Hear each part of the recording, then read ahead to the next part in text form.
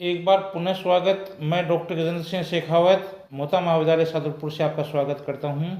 आज अपन एक important topic ज्वालामुखी से निर्मित आंतरिक भू आकृतियाँ ये टॉपिक पढ़ेंगे।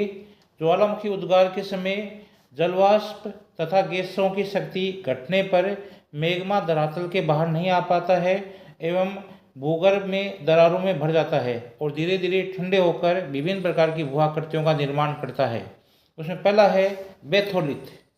जर्मन भाषा के इस शब्द का अर्थ होता है गहराई से। बेथोलिथ का जमाव काफ़ी गहराई पर पाया जाता है। ये कभी मैग्मा भंडार का ही भाग रहा होगा। इसका आकृति है ऊपर से असमान होती है तथा किनारे काफ़ी गहराई तक चले जाते हैं। अतः कई बार इसके वास्तविक विस्तार है इसका ज्ञान नहीं हो पाता है।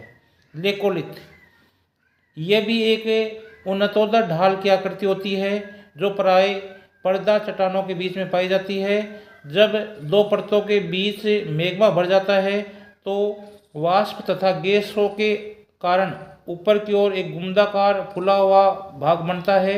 इस प्रकार भरे हुए लावा को लेकोलिथ कहते हैं। इसकी आकृति छतरीनुमा होती है। इसे लावा छत्रक भी कहते हैं। उदाहरण के लिए लेकोलिथ का आकृति है संयुक्त राज्य अमेरिका के उटा प्रांत में हेनरी पर्वत की स्थिति है। तीसरी स्थलाकृति है फेकोलिथ। इसकी आकृति मोरदार पर्वतों की अपनति तथा अभिनति में ज्वालामुखी लावा के भर जाने से बनती है। चौथी आकृति है लेपोलिथ। उद्गार के समय जब लावा धरातल में तस्यनुमा या झील बेसिन में जमा होकर ठंडा हो जाता है तो लेपोलिथ आकृति बनती है। दक्षिणी अफ्रीका के ट्रांसवाल में ऐसी ही आकृति का जमाव पाया जाता है। अगली आकृति है सिल। इसका जमाव पर्दा चट्टानों में लावा भर जाने से होता है। सिल हमेशा क्षैतिज रूप में पाई जाती है। इसकी मोटाई प्रत्येक जगह पर समान नहीं होती है।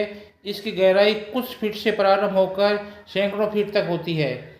उदाहरण के लिए उत्तरी इंग्लैंड में ग्रेट हिल सिल, दक्षिण अफ्रीका में कारू क्षेत्र में इस प्रकार की सिल पाई जाती है। अगली स्थलाकृति है डाइक।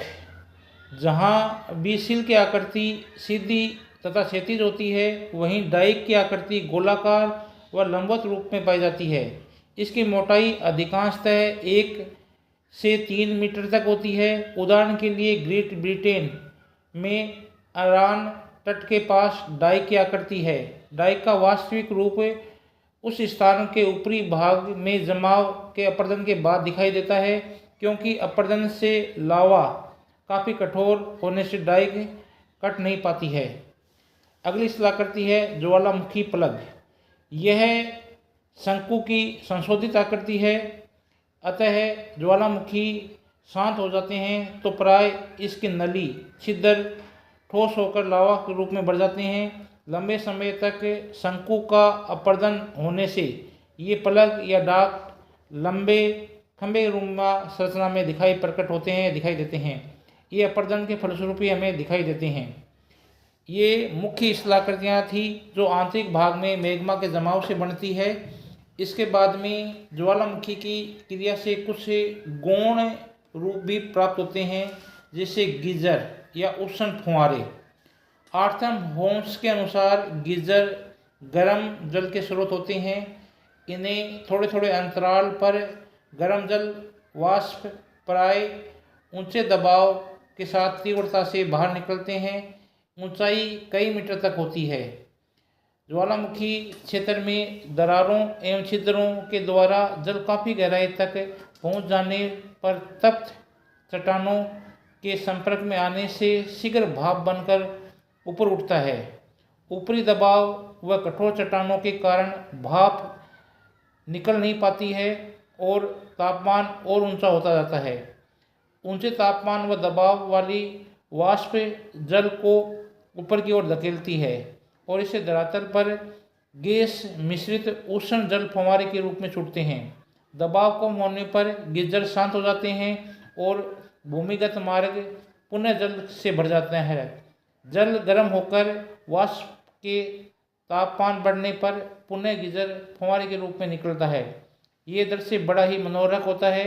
विश्व में गीजर के 3 प्रमुख क्षेत्र हैं। संयुक्त राज्य अमेरिका में Yellowstone national park, Iceland, New Zealand. ये कई बार इंपॉर्टेंट प्रश्न बनता है यहाँ पर कि गीजर मुख्य रूप से देखे जाते हैं तो ये येलोस्टोन नेशनल पार्क है, आइसलैंड है, न्यूजीलैंड में का जो उत्तरी द्वीप है वहाँ पर इस प्रकार के ये गीजर देखने को मिलते हैं। येलोस्टोन नेशनल पार्क में विश्व प्रसिद्ध ओल्ड फेथफुल गीजर है। इससे हर 1 घंटे में 5 मिनट तक 60 मीटर ऊंचा फुहारा छूटता है। इसके अलावा गौण और स्थलाकृतियों में धूमर, छिद्र या धुआंरे। ज्वालामुखी जब राख व लावा निकलकर बंद हो जाता है तो वाष्प व अन्य गैसें निकलती है। इनको ही धुआंरे या धूमर छिद्र नाम से पुकारा जाता है। अलास्का का 10 सहस्त्र धूम छिद्र विश्व के धूम छिद्रों का सबसे बड़ा क्षेत्र है। इस धुआंरे को से गंधक बाहर निकलता है जिसे सल्फोफाट कहते हैं। उष्ण जल के स्रोत, हॉट स्प्रिंग। कभी कभी भूमिगत जल जिसमें अनेक प्रकार के खनिज मिले हुए होते हैं तथा तापमान 20 से 100 डिग्री सेल्सियस हो जाता है, धरातल पर जल स्रोत या चश्मे के रूप में प्रकट होते हैं। येलो नेशनल पार्क में ऐसे ही अनेक प्रकार के गर्म स्रोत हैं। अगला गौण स्थलाकृति है पंख प्रवाह। जब भूगर्भिक गैस जल उष्ण जल होता है, इसके साथ भूपटल पर ऊपरी छेद के रूप में प्रकट होता है, तब कभी कभी उबलती हुई मिट्टी, कीचड़, पंख आदि उसके साथ में बाहर लाती है। ऐसे उबले हुए कीचड़ के प्रवाह को पंख प्रवाह या पंख ज्वालामुखी कहते हैं। सिसिली में, आइसलैंड में और तथा म्यांमार में ऐसे ही कई प्रकार के पंख प्रवाह होते हैं। उम्मीद करता हूँ आज आपको ये चैप्टर समझ में आया होगा, आपने इसको सुना। आगे और नया चैप्टर लेके आऊँगा एक। आपका पुनः स्वागत। बहुत बहुत जय हिंद, जय भारत।